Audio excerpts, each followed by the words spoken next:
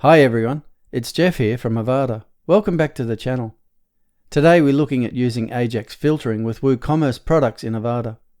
By the end of this video you'll understand the various ways you can use Ajax on the products on your WooCommerce shop pages.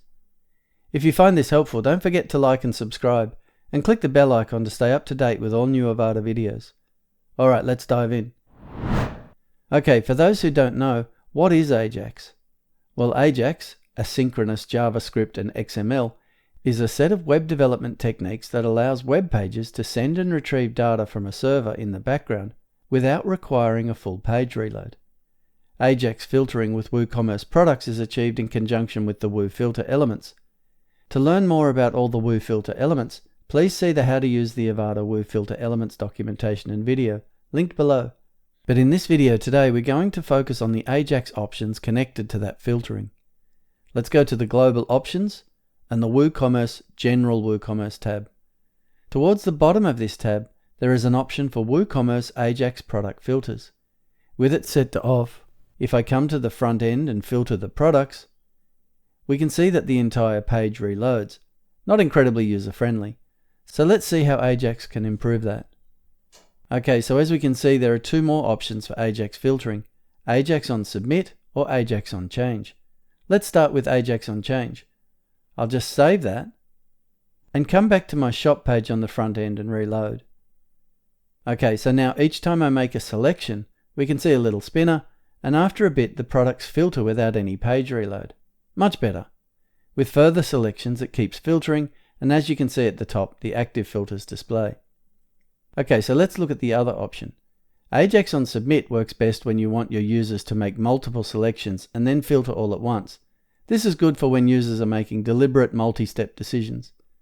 For this, you also need to add a Submit button to the filters so they have some way to submit.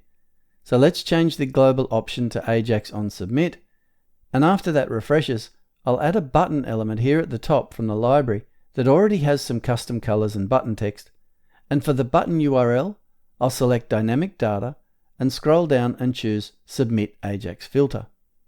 For this example, I will also display checkboxes on the two instances of the WooFilter by Attribute brand element. Okay, so let's save all that and come back to our shop page and refresh.